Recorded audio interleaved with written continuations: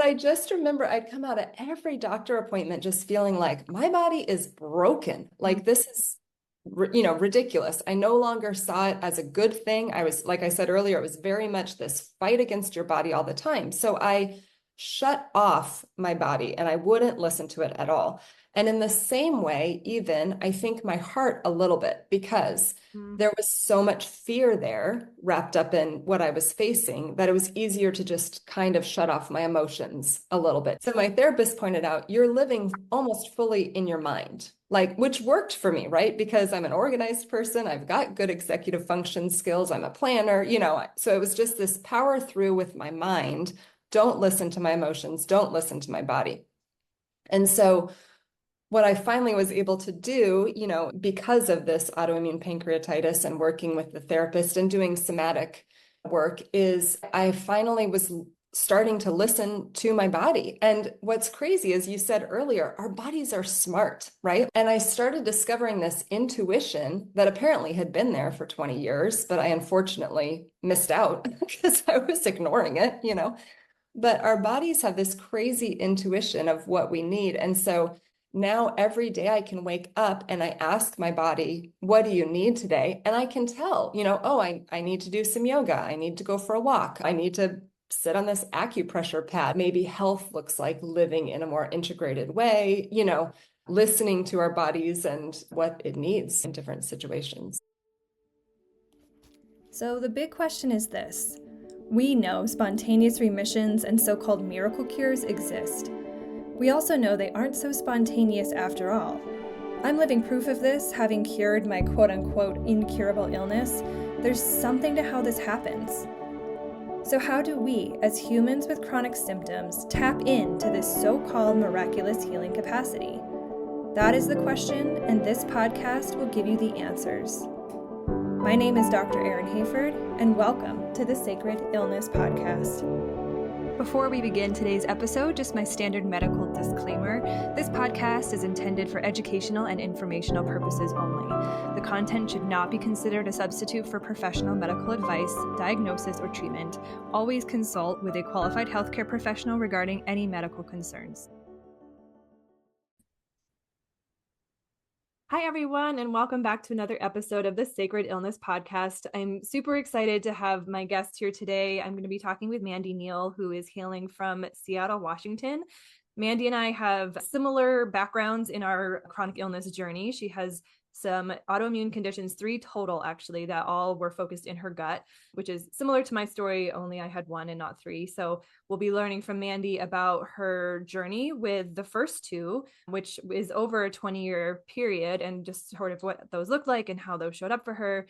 And then really how the third one changed the trajectory of her relationship with those illnesses. Before we hit record today, Mandy and I were chatting about this tagline that I use, which I'm even trying to remember because I didn't come up with it. I think I read it somewhere and I was like, that's the question, which is, what is your illness asking you to become? And that's what my work is really based around, is this idea that illness is pulling you into someone or something, right? It's trying to get you to go on a different track than sort of like the traditional track of like illness is bad and suppress it and get rid of it. And so Mandy really resonated with that tagline. And, that's sort of the journey of when she received this 3rd diagnosis in the last year, it really pulled her into exploring that question. And so we're going to look at her journey from the first 2 into this 3rd one, and then what that looked like, and just the rapid changes or just rapid insights and shifts and adjustments to her paradigm that she has gone through in the last year. So super excited to talk to you today, Mandy. Thank you so much for willing to come on here and share your story. I think it's just invaluable for us to hear all these different ways in which people approach healing and the pieces that come together to help them get to a different place with their illness and with their bodies and their world, really. So welcome to the podcast, and I can't wait to chat with you today. Yeah, thank you so much for having me. I'm excited to be here. So we'll just jump right in. As I had said to you before we hit record, I'd like for my guest to just tell your story in whatever way it wants to come out, and we'll kind of jump in after that and, see what else we can pull out of it. But I'll just turn it over to you and let you tell us your story. Sure, thanks. So my health journey actually started back when I was 19. They found a hole in my heart, a congenital heart defect that I was born with, but they just never detected.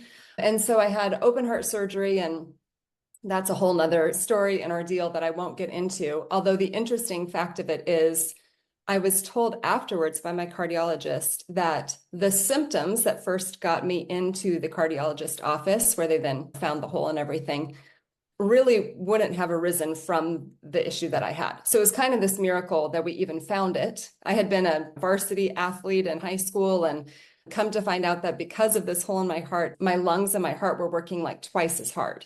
The cardiologist said it actually was this miracle that we found it, because you might not have made it too much past 40 or 50 without your heart giving out from the strain of all this. So Wow. anyways, I bring that up just to say that that was kind of my first experience with this idea of, oh, things can be wrong with my body without me even knowing, maybe. So a few years later, when I'm in college, I was diagnosed with my first autoimmune condition, and that was ulcerative colitis. I really struggled with ulcerative colitis for those first few years. I was hospitalized, a number of times. Later, after college, I actually ended up having to postpone my wedding because of being hospitalized with ulcerative colitis. And then a few years after that first diagnosis, I was diagnosed with a second autoimmune condition, and that one is called primary sclerosing cholangitis. It's an autoimmune condition of the bile duct in your liver. And it's very connected to ulcerative colitis. There's only a small percentage of people with UC that have PSC, but of the people who have PSC, almost all of them have ulcerative colitis, if that makes sense. So it's very connected, but nobody really quite knows why. And so suddenly I became this patient that my gastroenterologist was like presenting at conferences, to try to figure out, what do we do with this patient, which is not the patient you want to be. You don't want to be the one who, everyone has to weigh in on to figure out. I was pursuing all of the normal, Western medicine health practices because I didn't know any different. So I was on prednisone for a long time. I had the big moon face from that. I was on all of these biologic immune suppressors, all of these things, dealing with both of these. But in the midst of it, I think, psychologically, I was determined to just push it down, just try to keep pushing the symptoms down, try to keep powering through. I was very much, I mean, I have wonderful parents, but they raised me to have a very strong work ethic. And they had very high standards for me. I was the straight A student, ASB officer, all those things growing up. And my mom says I was kind of a perfectionist from the womb. So I don't know how much of that is, nature versus nurture, but very much this perfectionist and a lot of anxiety around letting anyone down. I just did not want to let anyone down. I wanted to be seen always as, not only as capable, but like exceeding expectations, right? So in the midst of dealing with these two autoimmune conditions in my 20s, I wasn't listening to my body. I was trying to suppress it, repress it, everything. Meanwhile, my body's screaming at me to rest. And I have this one memory. Before I was married, I was living with a roommate, and I was so weak and tired from this ulcerative colitis flare that she found me one morning crawling across our apartment to try to get to the bathroom. She's like, "What are you doing?" I said, "I've got to get ready, like for the day. And she's like, "Mandy, you are literally crawling across the floor. Maybe this means you don't go into work today." So anyways, it was just this, not listening at all, just trying to keep going. So then a few years later, after being diagnosed, getting married, I got pregnant with my first. And I know some people experience going into remission with autoimmunes during pregnancy. I had the opposite experience. I had a horrible flare-up. I was losing weight instead of gaining weight with the pregnancy. They had me on so much prednisone that I developed gestational diabetes. My son actually was born 7 weeks early on moving day, which is another saga.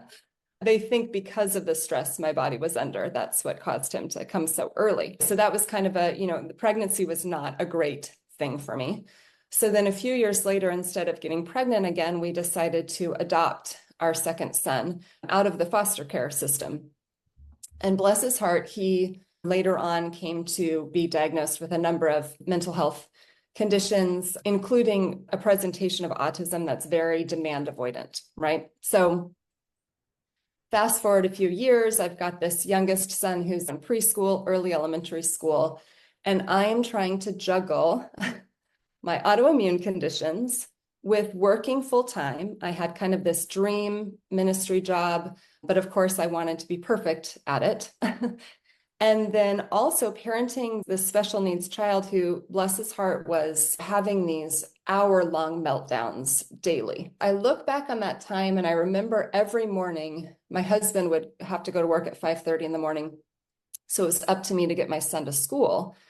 And he didn't want to go to school, which is understandable because school isn't designed for his neurodivergence. And so every morning it would be this fight of, can I get him to school? So stressed out. And all I remember thinking during that time is, I can't let, it was this constant fear of letting everybody else down. If I don't get him to school, the school's going to be mad at me. Yeah. And my boss will be mad because then I'll be late, or, all of these things. It was just this constant concern with everyone else and pleasing everyone else. So then that took me to kind of in 2019, I kind of reached a crisis point with the autoimmune conditions and trying to work full time.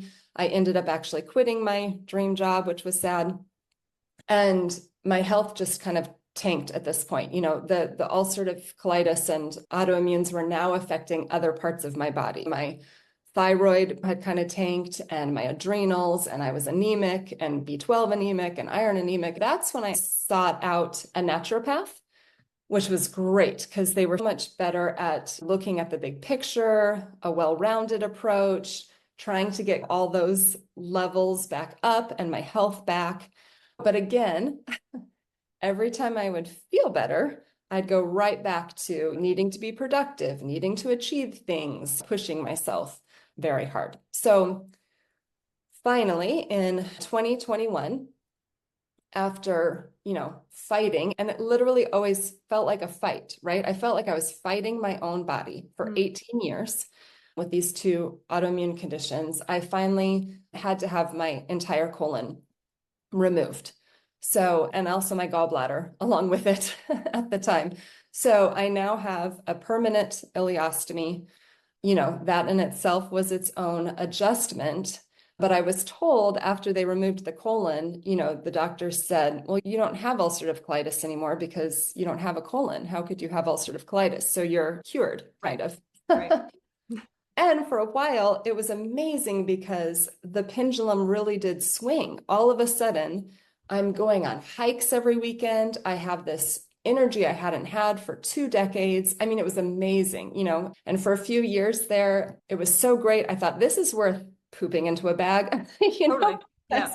I'm finally getting to do all of these things with my life, and it's so fun and it's great. So then about a year ago, it was December 2023, I all of a sudden started having pancreatitis attacks. And they were recurring attacks. And the doctors couldn't figure out why I was having them because I didn't have any of the normal things that might lead to pancreatitis. I couldn't drink alcohol because of my liver condition. I didn't have a gallbladder anymore. All of these things that might cause pancreatitis weren't factors for me. So finally, they diagnosed me with my third autoimmune, which was autoimmune pancreatitis. And unfortunately, I spent 13 months really just battling recurring pancreatitis episodes, not being able to kind of recover ever or get on top of them. What was so interesting about that one is, I thought over the last 20 years by that point of these two other autoimmune conditions, I thought, oh, I've learned so much from these conditions, right? I mean, I'd even find myself telling people, I'm actually kind of thankful because they've taught me how to prioritize my life and care about what really matters. But this one, the autoimmune pancreatitis, just completely knocked my legs out from under me. I mean, it wasn't just the pancreatitis itself is extremely painful, but the worst part is afterwards. It's this fatigue like I have never experienced before, and it was this constant fatigue because I was having these recurring bouts. And it got to the point where, I mean, there was times where I felt too tired to even breathe. I was too tired to sit up in bed. I definitely couldn't I could no longer power through, like I had been before, right? I couldn't work, I couldn't parent, I couldn't be productive at all.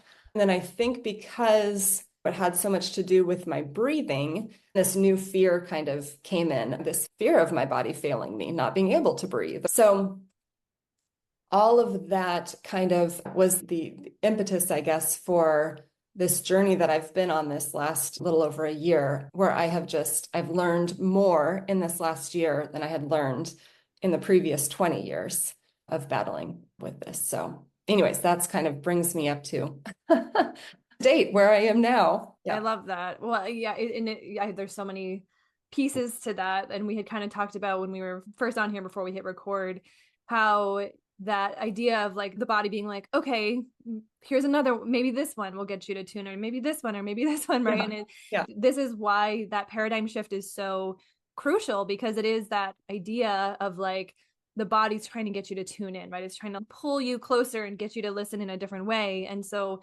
there's this sort of dance that's happening where if we're not quite getting it, or if we're missing a message or missing a piece, then it's like, I'm going to kind of try to pull you in. And, fatigue, depression, like those kind of conditions that really slow you down, make you stuck. Like, I feel like that's kind of the body's way of trying to be like, no, you really need to stop and you really need to tune in, because like you can't keep going. And especially for you, where your impetus or your energy was to try to just keep going for the sake of other, right? And your body was like, how about you stop and like figure out yourself and go for yourself. Like your energy is not going in the right place or whatever. So I'm curious, like you had seen a naturopath, so you were kind of like starting to move into that like alternative, whatever you want to call it, world. Where did you go from there? Like, how did you, so like, you said that resonated, like, what's your illness asking you to become?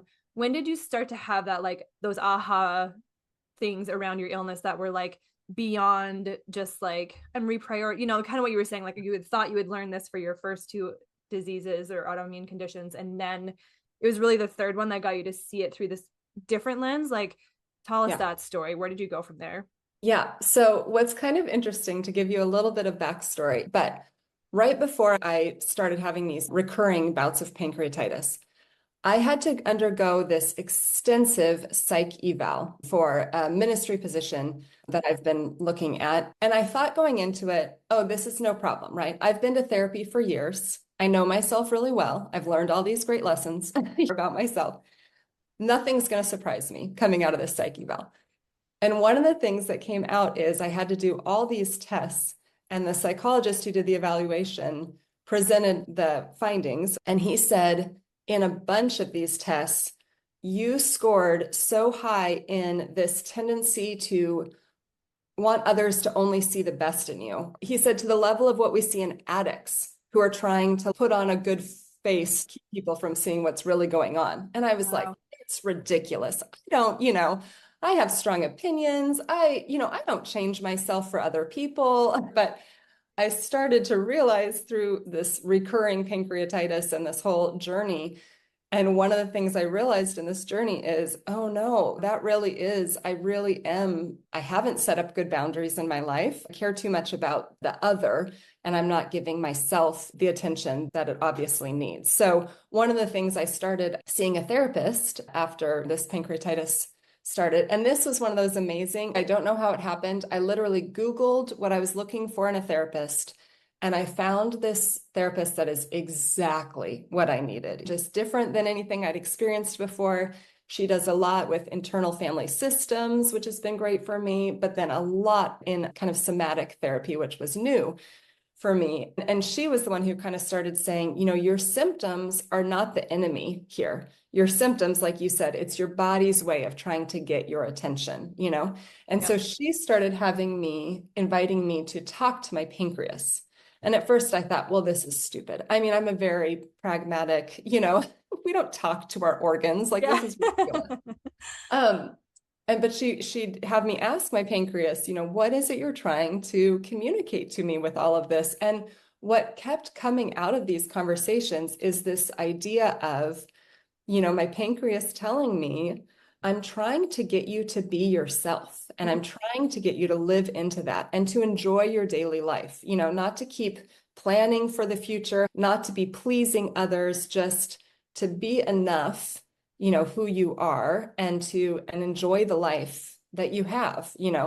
And so, and what was so interesting is I kind of kept seeing that confirmed. I kind of got to this point where I was like, okay, Western medicine is kind of failing me. I'm going to turn, like I said, I went to naturopathic medicine, but I also then started exploring more Eastern medicine. And in that, so I'm reading about, yoga and the mind-body connection and Chinese medicine, which hopefully we can get more to in a minute. And then like the chakra, system, that was all new to me. Yeah.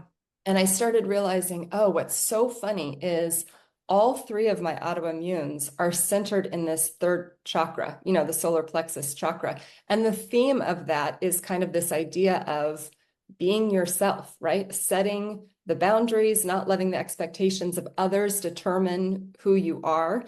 And so it was very much echoing both what I'd heard from my pancreas and what I had heard from the psych eval. That was kind of my weak point. And then there also was this other, I started reading some things about kind of this in a few books about kind of this idea of like the emotional connection with our different anatomy.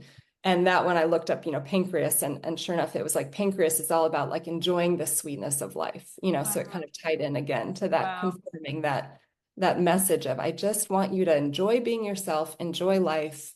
Anyways, so I like, this is the theme I think that's starting to emerge from my podcast in general, because it's fascinating. I said this literally on the last episode I just recorded, how we all follow the same trajectory, like, for the most part, right? Obviously we start with what we're familiar with, which for the most part is Western medicine, especially when we don't even know what's going on, like we're seeking a diagnosis. Yeah. And then there's like something I wrote down as you were talking is this idea of like cure in Western medicine, where they were like, well, we cut your colon out so you can't have colitis. Like that's just like the definition of colitis is inflamed colon. So if you don't have a colon, you're cured.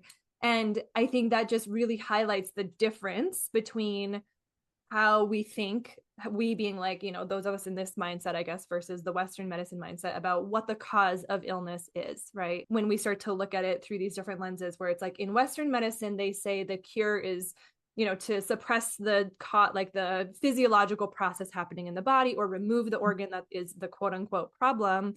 Right. And then that's done. But then what happens if it comes back? Like in your case, right? Like the autoimmune condition was just, or like the tendency for your immune system to attack you, that was still in your body, right? Like whatever was causing that to happen was, so it's like, okay, well, we don't have a colon. Let's go upstream a little bit. Let's find the pancreas.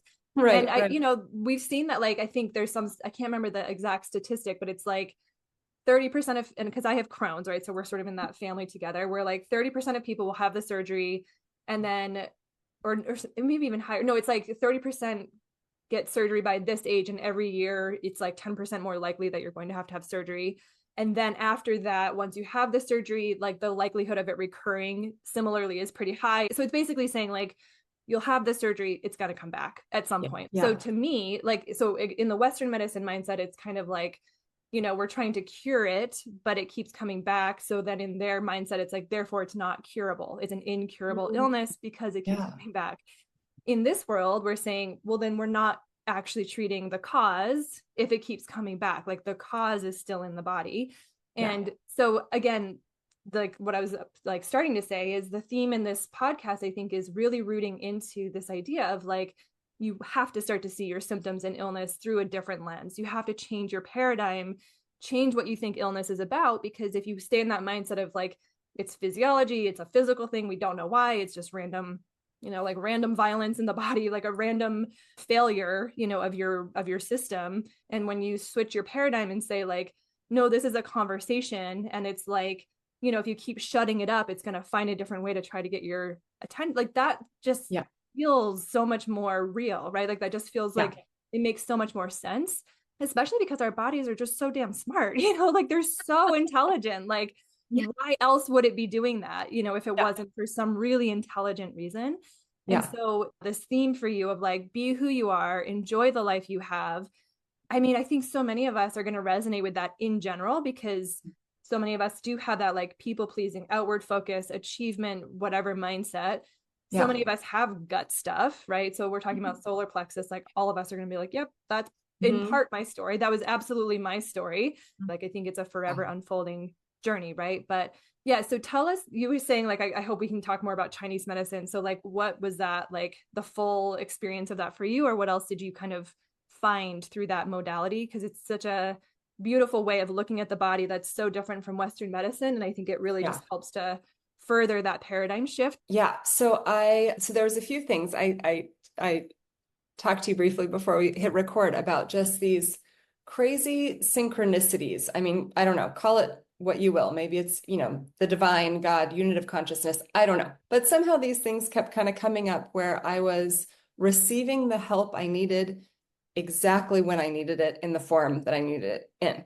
So one of those things that kept happening, my MO when I don't understand something is to turn to books. Let's just read all about it. Let's, find all the information I can find. And I also will say, I'm a cheap person. So I like finding my books at thrift stores or, there's tons of little free libraries in Seattle. When I go on my walks, there's these little free libraries everywhere.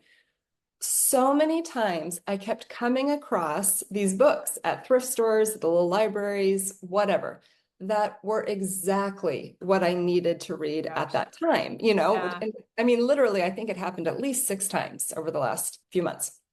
So this one book I found, I wrote it down here, it's called Brave New Medicine, A Doctor's Unconventional Path to Healing. And it's about this gal who was an MD and she developed these autoimmune symptoms. Nobody could figure it out. It's kind of her memoir of this experience. She started turning also towards more Eastern modalities. I think she ended up opening a functional medicine clinic in San Francisco, but it was a great book. What I really loved about it is she talked a bunch about how acupuncture and Chinese medicine was so vital to her healing process. And I'd heard about, acupuncture for years, but I thought it doesn't make sense to me. So this book actually got me to pursue acupuncture and Chinese medicine, herbal Chinese medicine and things as well. And I still don't fully understand why it works, but nothing has been as helpful to me in this last year as acupuncture and herbal medicine. There's something to be said. And what I love about it is it's this idea of, we in Western medicine, we kind of silo the medical practice, right? You've got your GI. I was seeing a liver doctor. I was seeing, all of these things. They're not communicating with each other. And Chinese medicine looks similar to naturopathic medicine. It's looking at the body as this, they use the metaphor a lot of like, your body's like a garden, right? You have all of these different factors, and if your garden is getting too much sun or too much water or not enough water, all of these things play in. And so it's looking at it from this holistic viewpoint. And then the other thing that I kind of got out of this book, which is kind of funny, but has been surprisingly helpful. She said in the book, if you can't make it to acupuncture or can't afford it or, whatever, she recommended at least trying Qigong. And Qigong, like Tai Chi is a type of Qigong, apparently. So, it's that thing you see people doing, moving slowly in the park, And the reason behind that was she said, Qigong is designed to work the same meridian system that you're accessing in acupuncture. And at first I thought, well, this is ridiculous. I mean, how is this exercise? It looks silly, whatever. Again, something came across my path that was challenging. If you have chronic illness, try doing it every day and just see. So the other thing that's kind of funny about Qigong, you're supposed to do it, you're encouraged to do it out in nature. It has a big, natural element involved with it. And so every morning we actually have backyard chickens. So every morning I would go out and free range my chickens and do my Qigong in my backyard. I kept thinking, what are my neighbors? They're probably looking out their window like this crazy woman is doing these weird movements with chickens wandering around her legs, So funny.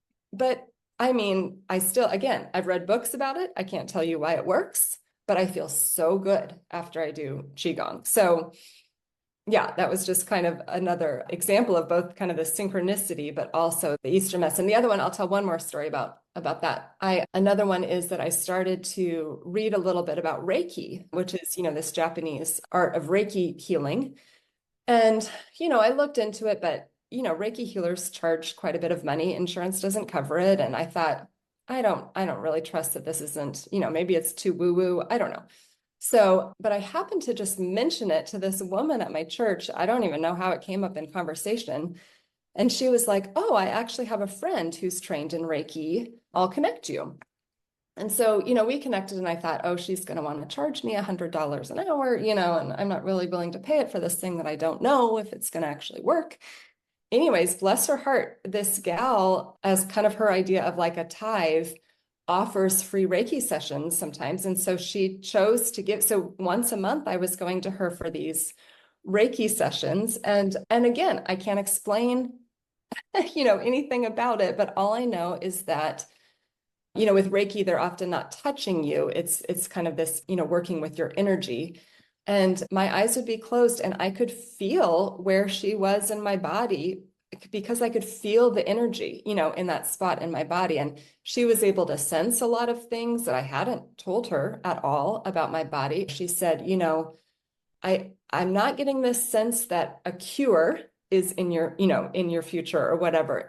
But healing is. And she said, and healing can happen on all these different levels, So maybe it doesn't look like this. You don't have this autoimmune condition anymore, but maybe you're finding, psychological healing and all of these other areas of healing. So Beautiful. anyways. And I'd be curious to hear your feelings about that, because I posted a little while ago, like so I was one of the people who had a remission, or like my Crohn's is not like, I don't think of it as active. I think of it as like pretty well into remission. And but I had like nothing flare up or anything like that. So, if you want to say it was in remission during my pregnancy, I had, the immune suppression thing happen during my pregnancy, but then it flared up after. So not after my first son, but after my second one, because it was kind of like that, like my immune system was just like refiguring itself out. I had two kids, like the stress wasn't just high. I wasn't sleeping. It was the perfect storm. And so I kind of have come into this relationship with my body where I think of my Crohn's disease as sort of like, I don't know, like a barometer or something. It's like, how are you doing? Like, how connected or disconnected are you from yourself? And when you're really disconnected and when things are just really off track, I mean, obviously life is life and two kids is two kids, but there was just a lot of factors that were like off track. I was in a really different mindset that it wasn't helpful. So I had a flare up and it humbled me and it brought me back into this place of having to almost practice what I was preaching, because I feel like I was saying it, but then I wasn't doing it. And so my body was like, hello, this doesn't work this way. You actually have to do it. You can't just understand it. So long story short, my relationship with this word healed and healing or cure is sort of like, I don't think of it as like, and I think this is maybe a Western mindset where we have this idea of like bad and then good, like here and then gone. What I'm starting to kind of come into, again, relationship with or understanding about it is healing is just like, we're always healing. We're always moving through stuff and learning stuff. I mean, and it depends on how much we're paying attention or how interested we are in that or whatever. Your whole life, you're uncovering pieces of who you are and you're finding different ways to exist in the world. And obviously life changes too. So you have to change and move with it. So I think of it as more like a mindset and a dance. And my Crohn's is sort of this thing that comes and goes depending on how in tune or out of tune, or, it's just sort of this thing that kind of pulls me back into my body when I need that. That's how I'm sitting with it nowadays. I'm wondering about yourself. Like, how do you think of it? Yeah. So I think one of the things that was so helpful for me that, again, my therapist kind of helped me to realize is that, maybe this idea of quote unquote healing is when we can bring our bodies into more alignment, being integrated. I mean, our whole selves being integrated. Yeah. So what I was doing and what my therapist pointed out that I was doing, so going back to, all of these, 20 years of autoimmune conditions, I felt like almost every time I went to a doctor's appointment, they would again reiterate, okay, because you have both UC and PSC, your chances of cancer are exponentially greater. And it was just this constant, your chance of cancer, your chance of, whatever, death ultimately. I mean, right. You can only go so far until that. Yeah. But I just remember I'd come out of every doctor appointment just feeling like my body is broken. Like this is ridiculous. I no longer saw it as a good thing. I was, like I said earlier, it was very much this fight against your body all the time. So I shut off my body and I wouldn't listen to it at all. And in the same way, even I think my heart a little bit, because there was so much fear there wrapped up in what I was facing that it was easier to just kind of shut off my emotions a little bit too. Yep. So my therapist pointed out, you're living almost fully in your mind, like, which worked for me, right? Because I'm an organized person, I've got good executive function skills, I'm a planner, so it was just this power through with my mind. Don't listen to my emotions, don't listen to my body. And so what I finally was able to do, because of this autoimmune pancreatitis and working with the therapist and doing somatic work, is I finally was starting to listen to my body. And what's crazy, as you said earlier, our bodies are smart, right? And I started discovering this intuition that apparently had been there for 20 years, but I unfortunately missed out because I was ignoring it.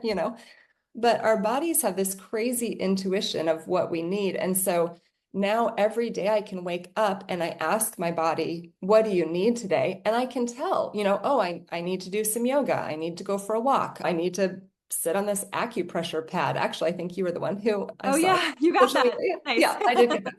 Or yeah, during the day, I'll be sitting at my computer working and I'll ask my body, well, I need to walk around the block, and every time it's true. It's exactly what my body needed. And even with food too, right? Like I always used to hear about intuitive eating and I was like, well, that's ridiculous. I just eat sugar all the time. But once I could kind of tap in, take the sugar out of my system and tap into this intuition, it's crazy how I'll all of a sudden crave this thing that might have a mineral that I haven't had in a long time. Or, you can really kind of trust your body's intuition. And also kind of that idea of de-stressing, right? Like I realized, okay, I want to give my cells our cells are constantly recreating, right? I want to give them the best atmosphere. I want to feed them the best food because that food is literally forming my cells. And I don't want them to be bathed in stress hormone, which is how I lived for years. I want to give them this good kind of atmosphere and de-stressing. The other side of that is that emotional side too. So it's integrating, I've got the mind and I'm trying to get the body back online.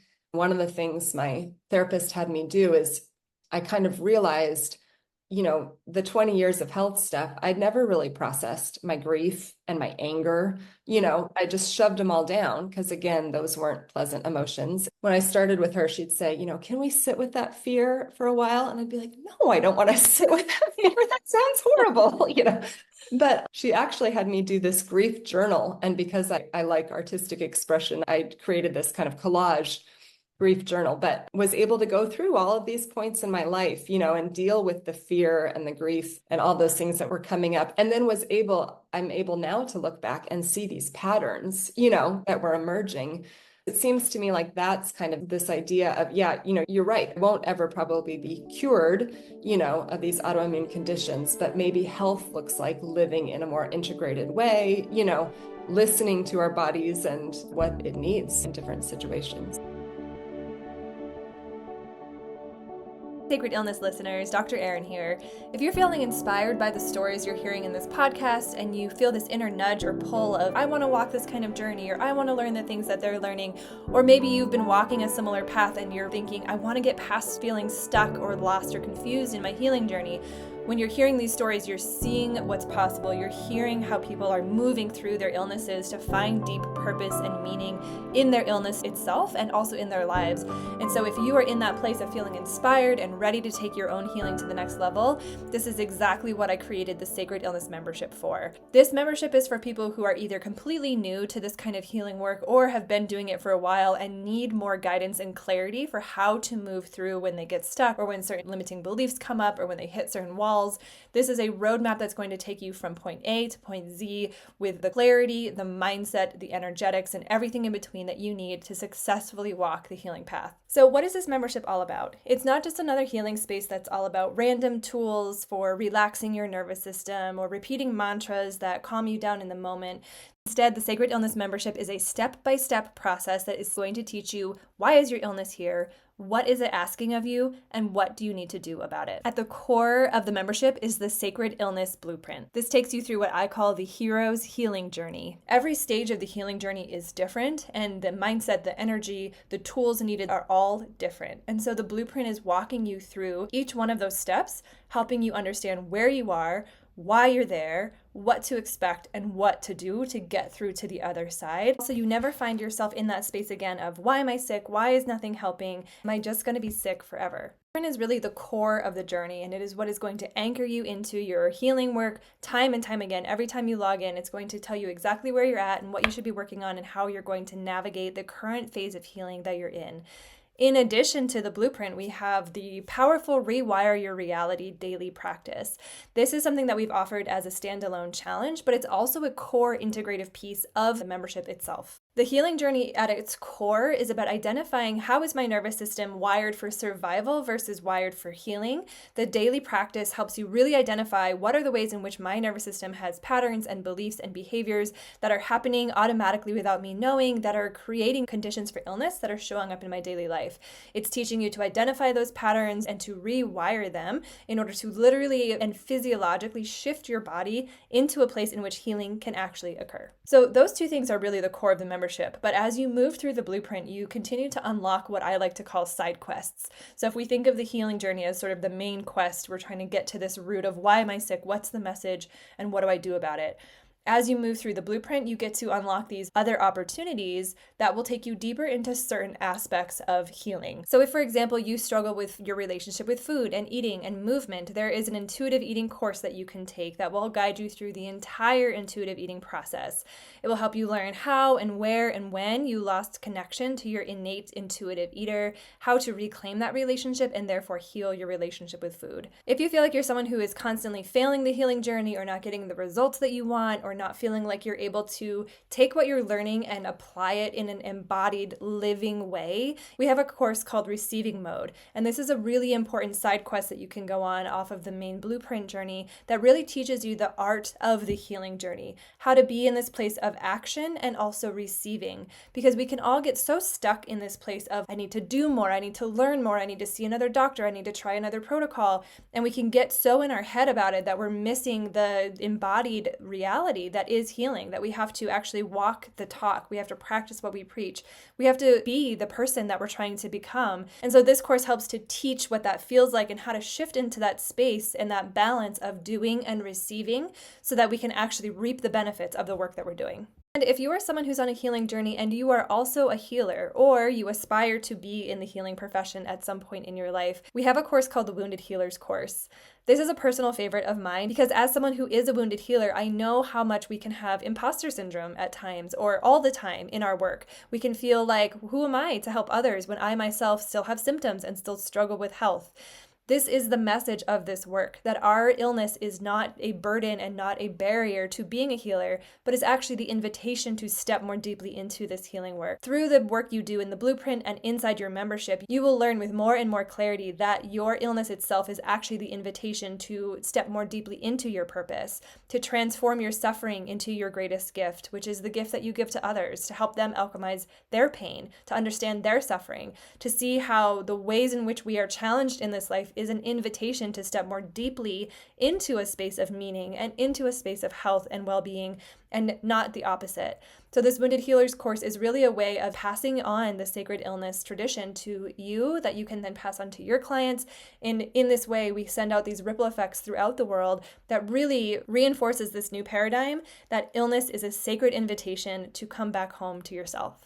So this membership isn't about getting rid of your symptoms and suppressing them. It's about really learning how to connect to your body as a sacred guide, how to learn how to listen to what it's saying to you, how to be in a deep relationship with it, one of trust and one of reverence, understanding that your body is so wise and it contains everything that you need to heal yourself, to tap into your innate healing capacity, and more than anything else, to reconnect back to who you really are and who you were before life and trauma got in the way of that. So in addition to all of these incredible courses and the roadmap that will guide you step by step by step through the healing journey, ensuring your success, we have incredible support. There is a community forum where you can connect to the other members inside this space and find folks who are walking a similar journey to you.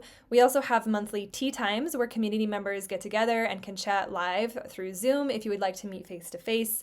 We also have a whole healing resources library. So this is another entire resource for you to access for additional support like EFT tapping scripts or guided meditations, guided self-hypnosis tracks. We also have live monthly somatic yoga classes, and these are for folks who really want to get back into your body and have a more embodied approach to this work. They are taught every month by the incredible Diana May, who is a somatic informed yoga instructor, and all the recorded courses go into that healing resources library for reference if you can't make it to the live class. And one of our newest additions to the membership is a Q&A library. So as you're moving through the courses, you will have the opportunity to submit questions, and I will answer them live through video or through voice recording that is essentially giving you one-on-one coaching in this asynchronous way. The library of Q&A questions is going to be an ever-growing resource so that wherever you are in the healing journey, you can check in, see what questions people are asking about that particular part of the journey. You can learn from their experiences, feel validated in the fact that you're having similar questions or challenges, and you can help others by your questions, and they can learn from you and your process as well. From time to time, we have guest lecturers come in and teach workshops from anything ranging from astrology to somatic work and everything in between. And these just help us get a different perspective and be inspired about all the different ways in which healing can take place and all the different modalities that are out there. And twice a year, we have community-wide challenges. So this is a way in which we all come together and do the work together in a concerted way. These challenges serve to infuse a little more energy and excitement into the journey that you're currently on, or to just deepen and enrich your current process. So if you're ready to take the leap and join us inside the membership, click the link below in the show notes. As a thank you for being here, podcast listeners get 20% off your first month of the membership by using the coupon code PODCAST, all caps, PODCAST. I can't wait to see you inside the membership. I can't wait to support you on this next leg of your healing journey. And until then, let's get back to the podcast. Yeah, and I feel like this idea of cured is like, it's almost like we somehow rise above the human condition. You know, it's like becoming impervious to how life affects us, which is just that's not, you know, I think that's like spiritual bypassing and all these like, just think happy thoughts. And, you know, it's as if we can ever reach this place of like being untouchable, right? Which is just it's not what being human is. I feel like this is like, you know, again, coming back to that paradigm shift is like, you said it a few times, like you started in this mindset of like, my body is broken. And that's a normal, understandable response because of the Western mindset, you know, maybe the universal mindset for the most part of this relationship we have with pain and discomfort and illness, right? Yes, of course, illness is a sign that something is wrong, but not in the way we think, like not in the way of like, my body just broke, my body just failed, or my body is like messing up for no reason or whatever. But we often shift into that place of enemy. It's so interesting because I like to listen to if there's similarities between people who have certain diagnoses and the kind of mentality and relationship that led up to that illness. Mm-hmm. You know, we both have irritable bowel disease is kind of the heading they give to colitis and Crohn's. Right. And I was that same way of just like shut off from the body, shut off from the emotions, like put on this happy face, make sure people saw you in this really specific light. Like ignore. I totally shifted into that place. I had, like you said, really good executive function. I got through all these things and just for all intents and purposes looked fine. Even to me, I feel like I anesthetized my body. I was good at somehow ignoring the pain and the fatigue. And it's amazing what you can will yourself to do sometimes. Yes. So it is this like, again, there has to even just be this willingness to like shift. And if we don't have that willingness to shift the mindset or get curious or see it through this different lens, that's okay. The body will find its way to like essentially pull you into it at some point. And, you know, I don't know, like why some people find this path and why others don't, you know, who knows? Like there's bigger things at play here that we'll never fully understand. But we have this thing that happens where the body gets sick, starts producing symptoms. It's trying to pull us in. But we're programmed currently to do the opposite, to tune it out, to override it, to shut it down. Right. And so this shift has to happen, right? And the thing that I say often is that bodies don't fail, they respond. Like you were saying, like they're wise. They're basically like they're processing life, right? And everything that's happening to us on all levels, mind, body, spirit, like inside, outside, around. the body is sort of the like, it's like the petri dish or something where it's all going to grow and, you know, like it produces whatever it's being given. So to think of it as just this like failure is so unfair to the body. The body's like, I'm just responding to what is happening, right? And like holding things that you're not ready to hold. There's like, yeah, like it keeps the score, right? And so when we can start to really see it as this intelligent place where all of the things that we're experiencing and feeling and thinking or not feeling or repressing are living and just kind of like waiting for us to dance with and have a relationship with, then it's like, oh yeah, the body didn't fail. It's just responding to all this stuff that's happening. And because of the way that we are disconnected and we are, you know, so like outward focused and productivity focused, we're just naturally disconnected from the body. And so the body getting sick makes sense as a response to that disconnect. So obviously this is where we get into that. I feel like so many of my conversations get to that point too, where so much has to shift in order for our mindset to shift and for us to have the proper relationship with our body. But I feel like that's also why Qigong is such an amazing modality or therapy or whatever you want to call it, because you're going into your body and you're moving that energy. It's not getting stagnant or anything like that. And so it sounds like your practice is daily Qigong, some herbal medicine. Tell us what you're doing right now to take care of yourself. Yeah, kind of all the things. But again, that's where that kind of comes into play, that asking my body, what do I need today? I don't have time to do, you know, all this stuff. But yeah, the Qigong, and I'm still going to acupuncture, and yoga has been very helpful. And that was something that I kind of, you know, barely dabbled in, but didn't really quite understand.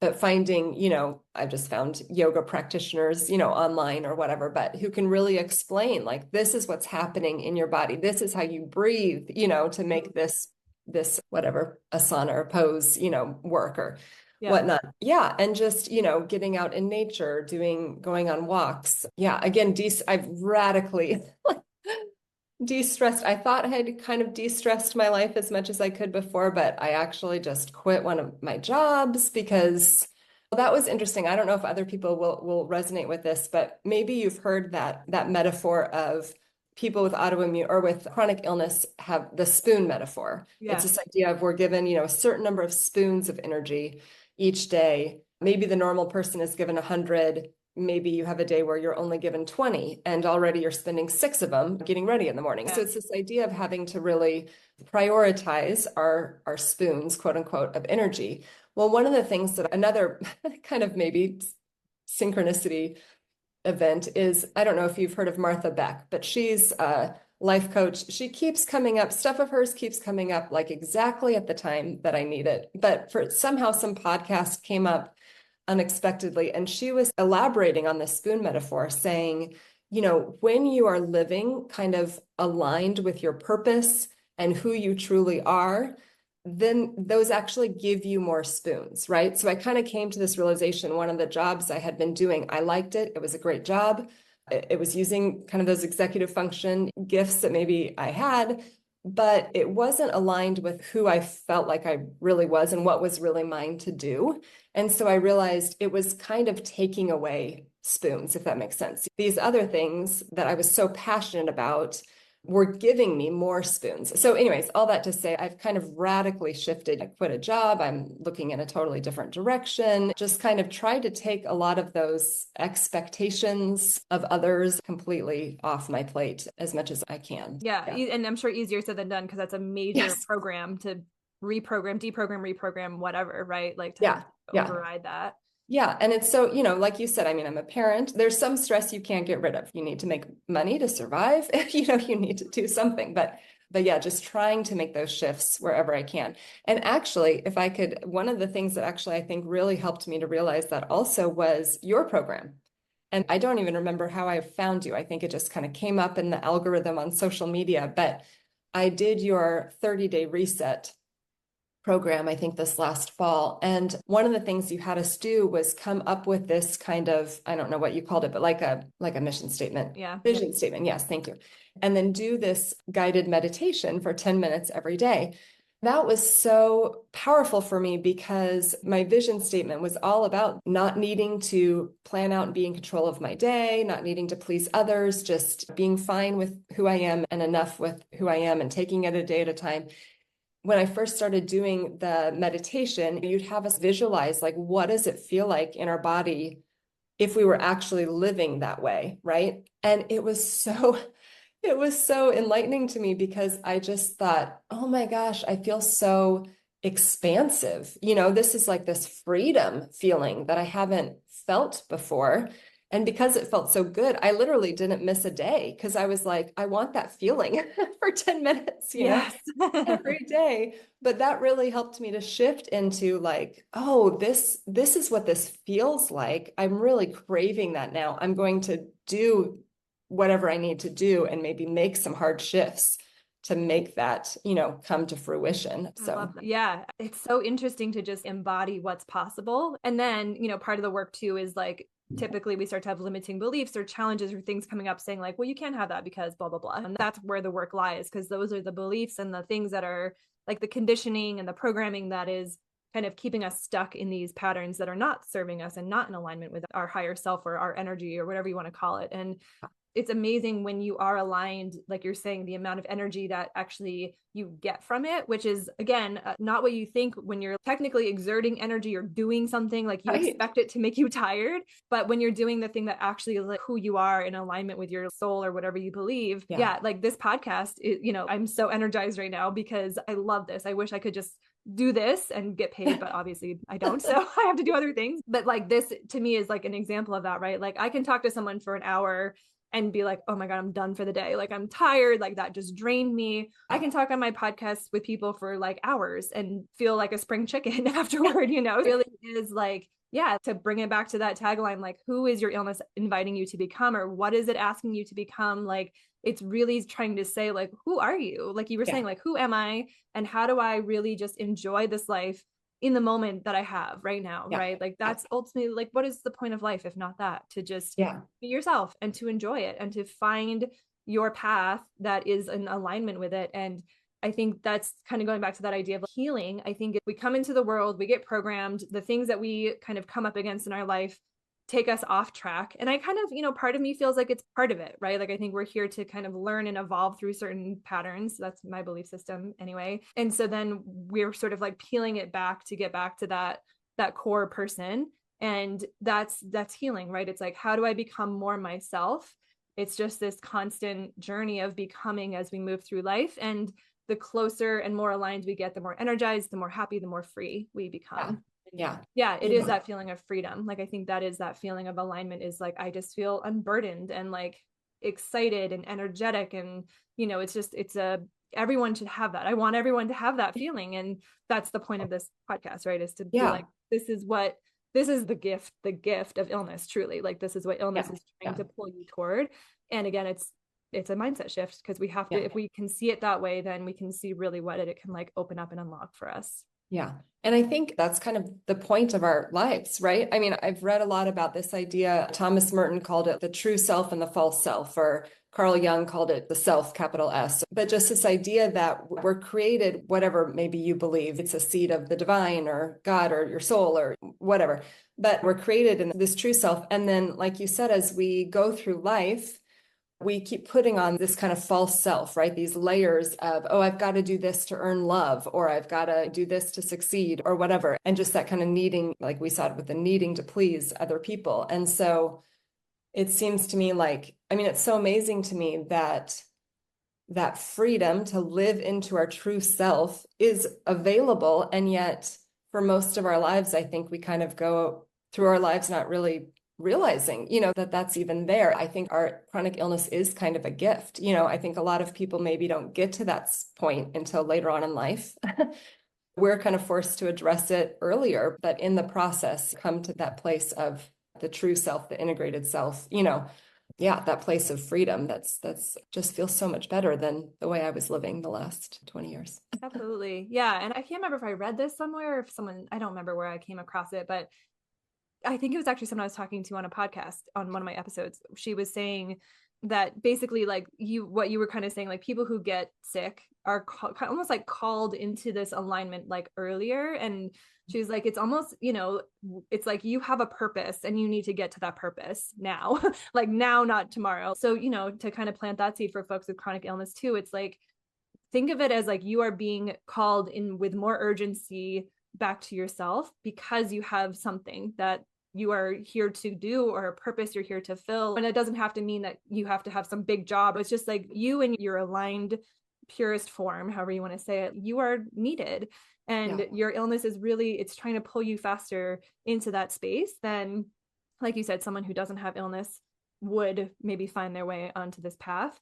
I think all of us find, have these concepts or have these things tumbling around of like, who am I and what is my purpose and that sort of thing. But those with illness are, again, like there's a need for it to happen maybe sooner than later. So I think that's a way to root into it's almost like you're special. And it's, I think your story is so interesting because I've heard that too, of like, you were saying your doctors was bringing your story to like case studies, and it's like, oh my God, like what's wrong with me? Why am I the black sheep, or why am I the different one? And a lot of us with illness feel that way. Like no one in my family had chronic illness, or it's like, why me? Like why am I this kind of like weirdo that has this disease and like getting these procedures that people, like colonoscopies at 20 years old, and no one's going to get that until they're 50 or older. But it's because you are different, and it's because of a good thing. It's actually like this blessing in disguise or whatever of like, yes, you are different, you're sticking out, but it's because there's something in you that is really asking to come forward. And this is the path to finding that. So yeah. And I'm curious for you, like because you had mentioned like walking away from your dream job and ministry, like, are you moving toward that for yourself? Like, how do you feel like what is it bringing out for you in terms of like coming into alignment with yourself and that idea of purpose and like gifts and that sort of thing? Like, what are you uncovering for that in yourself? I think I'm just finally discovering, I had always taken these jobs that were very administrative in nature, right? Because again, that was I knew I could receive positive affirmation because I was an organized person, right? So I knew, okay, I can do a good job. I'll get the affirmation I need. I can be that perfect employee, quote unquote, or whatever. And I think just really realizing, but that's kind of that false self, thing that I've lived into, right? My true self, I'm actually heading towards ordination in the Lutheran Church. Love teaching people. I've been trained as a spiritual director, which is kind of, anyways, walking alongside people in their faith journeys and kind of more the spiritual side of their life than maybe like a psychologist would, but just to have discovered kind of that passion. And I think that I can see also that, what I've had to deal with my health issues, with my special needs son, it really helps me to be able to empathize with other people so much more, because I have these conversations with 70-year-old women at my church, and I'm like, okay, even though I'm only 40, I totally understand what you're going through because I've already experienced a lot of it as a 40-year-old, right? Which is, normally it used to be this, oh, I'm the only sick one of my friends. I'm the only one who has to deal with all these things. But it actually becomes this gift, where I can really, I think it's just helps me to relate, to people and meet people where they're at. Yeah, I think ultimately it's a humanizing experience, and it brings you deeper into what we were saying, like the purpose of life and what it means to be alive. And regardless of how you could work at Burger King and that would still translate in an important way, right? There's an aliveness that comes into a person when you start to see it in that way that ripples outward no matter where you are in life or what your work is. And I think that's the gift and the shift that happens when you walk this path. So I have one more question and then we can wrap up because I feel like I could keep talking. I have so many like things bolded and highlighted that I want to talk about. The one thing, like the mindset shift that happened for you, because you had mentioned like, being very logical and like basically like you were starting to move into the woo, right? Like and I hate that word because it makes it seem like it's not legit, but it is legit, right? Like these modalities you started to use, and the fact that you had to sort of like have a conversation with your pancreas, right? Like that's hard for people that's a hard pill to swallow, especially if you are, very much in the like whatever mindset, like different mindset around this. So for you, was it just a like, well, nothing else has worked, so might as well give this a try? Like and maybe you're still skeptical, which is also can happen, right? Even if you see things helping, sometimes we're still skeptical of it or whatever. But yeah, how did you shift, I guess? How did you allow yourself to be open to this or even start to see it as truth or real or, whatever that is? Yeah, that is a good question. I think it was kind of a slow process. I was raised to think Western medicine is the only way to go. That's all I knew, right? I was raised in an evangelical Christian household where it was very much like, this is the one truth. And I think in all aspects of my life, I've just been discovering over the years that's ridiculous. Even spiritually speaking, it doesn't make any sense that only this one narrow viewpoint would be the one truth, right? Truth is bigger than that. Like there's truth to be found across all religions and all spiritualities and all of these practices, and so I think just in kind of all areas of my life, I've kind of started to shift towards this, just not being viewing things so narrowly as I was raised, but being open to the fact that, yeah, that I was raised with this saying, all truth is God's truth. Like all truth, there's truth in everything. It's not as limited, I think, as we think. And so, yeah, it was just really interesting with the Eastern medicine part. It did kind of come a little bit from that, like, well, I'm grasping at straws here. Nothing seems to be working. So great, I'm going to open my mind up to other possibilities. And sure enough, as I'm reading these other possibilities and learning about them, I just started realizing, I mean, this makes sense to me. Yes, I can't prove any of it, or, I don't know how our energy systems, work and all this, but we're so, I mean, even in science, right? We're learning so much more. We used to think the atom was, the smallest thing. And now we're discovering that, oh, there's quantum energy. Like there's, the majority of an atom is actually energy. Anyways, it's just, I love reading about, I actually started trying to start reading about some quantum, physics. And I was like, oh, this is way over my head. But it's just so fascinating because we're always discovering more, right? And so I think my mindset has kind of become, don't rule anything out just because whatever, you haven't seen proof of it or a double-blind study or whatever. I think there's so much more happening than beneath the surface, energy wise, spiritual wise, all those things that we just, aren't ever going to be able to explain. And kind of finding some freedom in that mystery, it's exciting to kind of, I mean, yes, it's frustrating to not know all the answers or why things work, but also it kind of opens up to, there's so many possibilities. It's, if one thing's not working, maybe something else will. And anyways, yeah, kind of appreciating that mystery, I think. Yeah, absolutely. I have this conversation a lot with my husband and other people about this idea of like, yeah, we don't like, I mean, we're wired to not like the unknown because the unknown is unpredictable and it's unsafe. And our nervous system is like, doesn't like that. From a survival perspective, that makes sense. But from a reality perspective, it's very limiting and it can lead us to dead ends, right? Or just a place of like really defeated, like, I guess this is my only option because this is the only thing that we have studies on, or, we can believe the diagnosis, which is like, this is what's physiologically happening in your body. But if we just like fully fall into that mindset of like, and this is the prognosis and this is what it means and this is what it's going to lead to, we're limiting ourselves because we're saying that, it's a one size fits all. And based on these studies and based on what we know, like this is what's going to happen. And I always say that, yes, if we do nothing else, and we follow the typical treatments, that probably is what's going to happen because that's what happens when you do this. I think science, like people are, and it's almost like we've weaponized science now as this word of like, if the science doesn't say that, so if you believe something different, basically you're an idiot, or it's like, it's just really vicious. And I think it's really depressing because like you're saying, it like cuts you off from like the beauty and the magic and the mystery. And like I just think I know life is so much richer than what meets the eye and what can be proven. And thank goodness, like I don't want everything to be like defined because then it's like, oh, that's that, I guess. That's like boring, done, it's nice and necessary for there to be possibility. I think we'd all have depression if there was no possibility.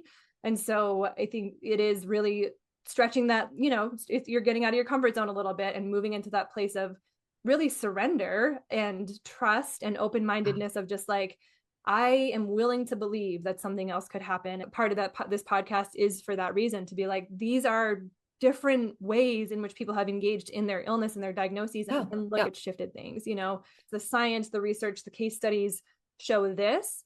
And like these people who did this show this. So it's all real technically. So like, what does that mean?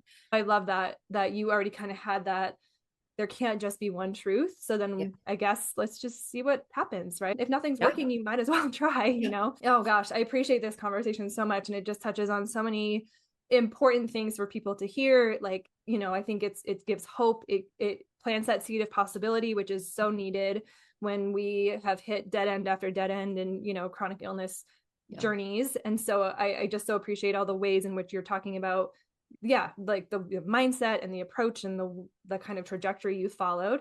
Before we wrap up, I'm just wondering if there's anything you want to say. I'm looking at our notes. I think we touched on all the things you wanted to make sure you were talking about. Is there anything else before we, like in your notes, or anything that we didn't get to that you want to share before we wrap up today? Yeah, I don't think so. This was a great conversation. I just love these opportunities of, someone who gets it and and understands. And that's why I found so much value in listening to your previous podcast episodes, because I feel like every episode I'm gleaning little bits that really helped me in whatever process I was facing at the moment. So yeah.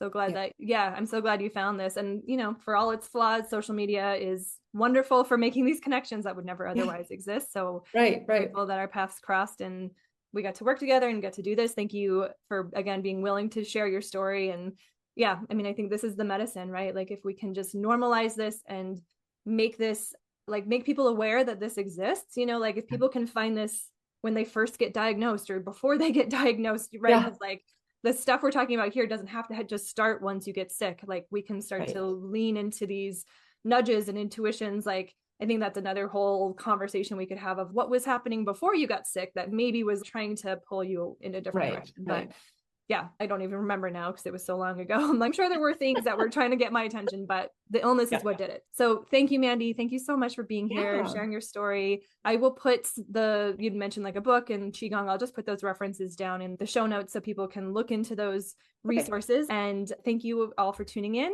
and we'll see you next time. Thanks so much for tuning in to another episode of the Sacred Illness Podcast. If you find this information shared here inspirational and educational, please share it with those you think would benefit from this work. To take this work deeper yourself, check out our website, www.aurorasomatic.com, where you can explore our coaching, community, and course options. And don't forget to subscribe to this channel where new content is coming out all the time, intended to inspire, awaken, and help you deepen your relationship with yourself, your life, and your world. We'll see you next time.